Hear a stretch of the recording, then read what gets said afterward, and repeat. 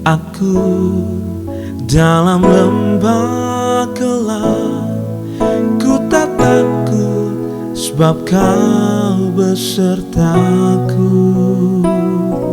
Sekalipun badai tofan datang menerpa, ku tak gentar sebab kau di sisiku. Aku percaya berkat-Mu atasku melimpah, kebajikan, kemurahan selalu mengikutiku.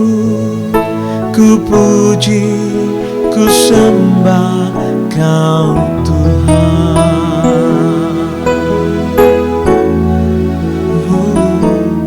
Sekalipun aku dalam lembah gelap, ku tak takut sebab Kau besertaku. Sekalipun badai tofan datang menerpa, ku tak gentar sebab Kau di sisiku. Aku percaya berkat-Mu atasku melimpah, kebajikan, kemurahan selalu mengikutiku. Ku puji, ku sembah Kau Tuhan. Aku percaya berkat-Mu atasku melimpah, kebajikan, kemurahan selalu mengikutiku.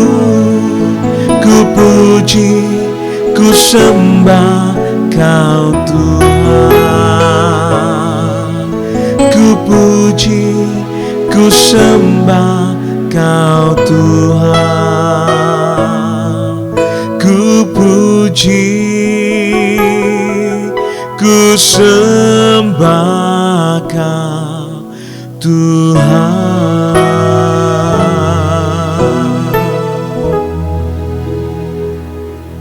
Shalom Bapak Ibu sedang kasih Tuhan, pagi hari ini kita berjumpa kembali pada hari Senin. Dan satu hal, kiranya jadikan hari ini hari yang indah bersama dengan Tuhan. Memang saudara, kalau kita bisa melihat bahwa hidup ini adalah anugerah dan tidak ada alasan untuk kita bersungut-sungut, tidak saudara. Tetapi ketika kita menyadari bahwa hidup ini adalah anugerah, kita selalu bahkan selalu mengucap syukur. Itu membuat kita hidup kita berkenan di mata Tuhan.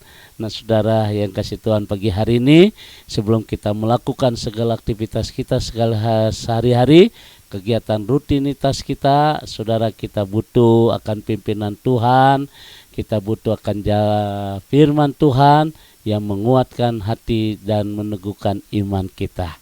Apapun yang menjadi masalah, persoalan kita hadapi, kita yakin bahwa bagi Tuhan tidak ada perkara yang mustahil. Kembali hari ini hari yang terakhir saya mengupas tentang kuasa di dalam doa. Nah Bapak Ibu sedang kasih Tuhan, banyak orang Kristen mengerti dengan doa, tetapi saudara dengan pemahaman yang kosong. Sebab saudara, doa merupakan salah satu bentuk komunikasi, sarana komunikasi antara manusia dengan Allah. Dan doa juga saudara merupakan bagian dari implementasi iman kita kepada Dia. Oleh karena itu Yesus kembali menegaskan kepada kita supaya kita jangan jemu-jemu untuk berdoa, karena di dalam doa ada kuasa. Dan hari ini bagian yang terakhir, kuasa dalam doa. Ada 5 hal yang bisa kita pelajari tentang doa.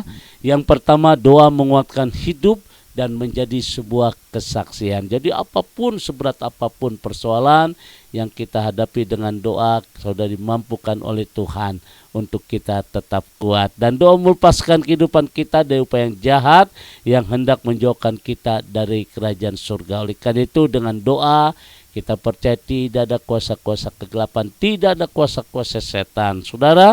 Dan kuasa doa juga melepaskan kita dari situasi yang buruk. Dan kemarin kita membahas doa membuat kita terpelihara dari orang-orang jahat. Kenapa, saudara? Karena di dalam perjalanan hidup kita bersama-sama dengan Roh Kudus.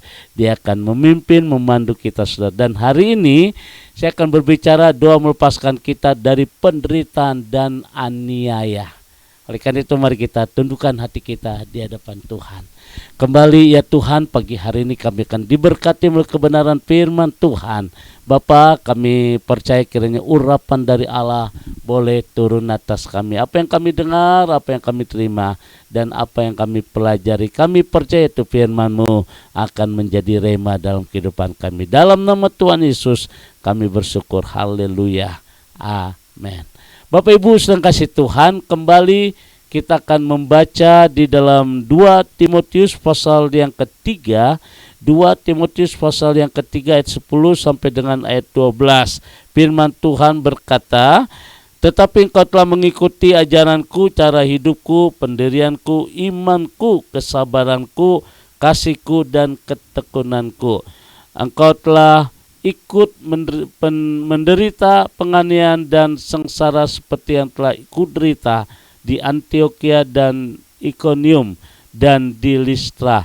Semua penganiayaan itu kuderita dan Tuhan telah melepaskan aku daripadanya." Memang setiap orang yang mau hidup beribadah dalam Kristus Yesus akan menderita aniaya.